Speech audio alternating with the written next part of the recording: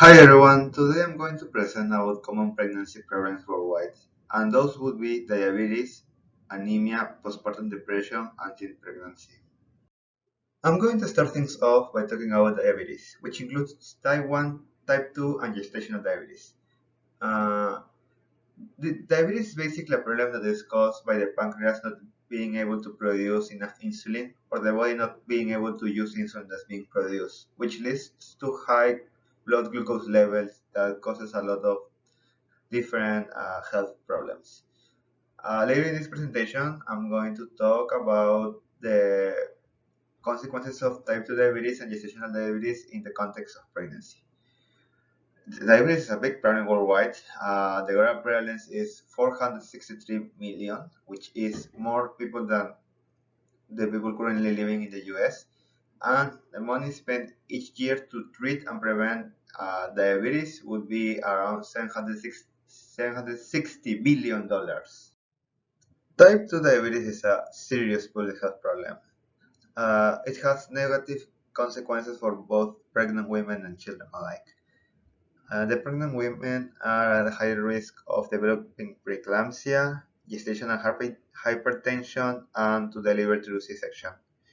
Children, on the other side, are at high risk of developing macrosomia, which means that the baby is too big, hypoglycemia, which means that the blood glucose levels are really low after birth, respiratory distress syndrome, congenital abnormalities, and are also overall at a higher neonatal and stillbirth mortality risk.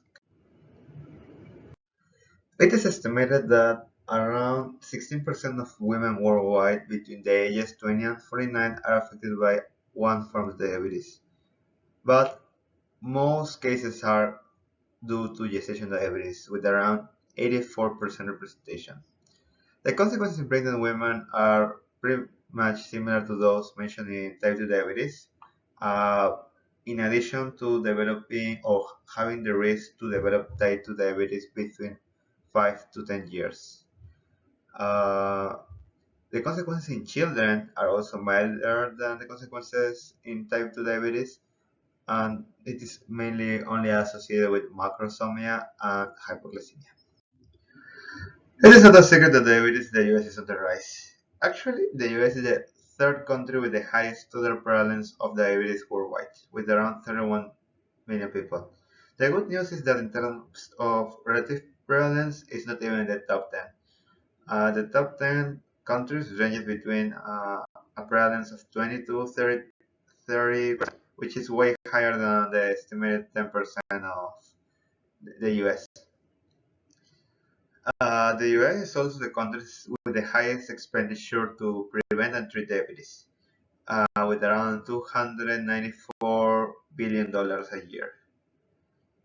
Definitely, diabetes is a really complicated problem with multiple solutions, but I think a good idea would be to focus on prevention, especially at the policy level. It's necessary to put more attention in developing adequate preventive healthcare policies and also food policies that are more nutritious or let the consumer know how to make better decisions when purchasing at the store. Another major public health problem worldwide, especially in developing countries, is teen pregnancy. The consequences of teen pregnancy in pregnant women is a higher risk of experiencing eclampsia, postpartum hemorrhage, sepsis, and overall the maternal mortality increases by 5 times. On the other side, children are at a high risk of low birth weight, malnutrition, cognitive and physical impairments, and poor parent-child attachment. Africa is the region with the highest prevalence of teen pregnancy worldwide. In this graphic, we can see the prevalence of Africa as a whole and the prevalence of the different subregions.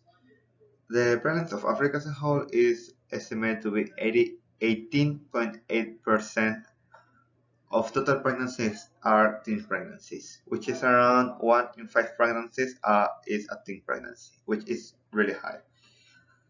The teen pregnancies in Northern Africa are the lowest, and East Africa and Sub-Saharan Africa are the highest. Uh, Potential risk factors are lack of education, parents without education, low socioeconomic status, living in rural areas. But the highest risk factor is early marriage, that's associated with 20 times more likelihood of being pregnant at least one time. Uh, Possible solutions of it would be to focus on early marriage, the importance of sexual education, and the need for public and private partnership. Anemia is another huge public health issue. It is a condition caused when a person doesn't have enough healthy red blood cells, usually caused by a lack of iron in the diet in the form of iron deficiency anemia. It's actually really common. It is estimated that 39% of women of reproductive age and 46% of pregnant women are affected with anemia. The consequences range from uh, fatigue and headaches to even death. It is associated with 20% of total maternal death and also associated with 50% of risk factors of maternal death. So, especially in developing countries, so it's really big issue. The consequences in children are usually miscarriage, low birth weight, prematurity, and stillbirth. The prevalence of anemia in South and Southeast Asia is 47% among non-pregnant women and 52% among pregnant women. Potential risk factors vary from country to country, but in general, the most predictive factor is underweight. Uh, Other factors like low socioeconomic status and lack of education are also predictive of anemia, but not in all countries. For example, in Nepal, where most people have similar diets independently of income, uh, these two factors are not associated with a higher likelihood of anemia. Uh, Possible solutions would be to improve access and availability of food to combat nourishment, but in general, any solution should take into account that the causes of anemia are really country specific.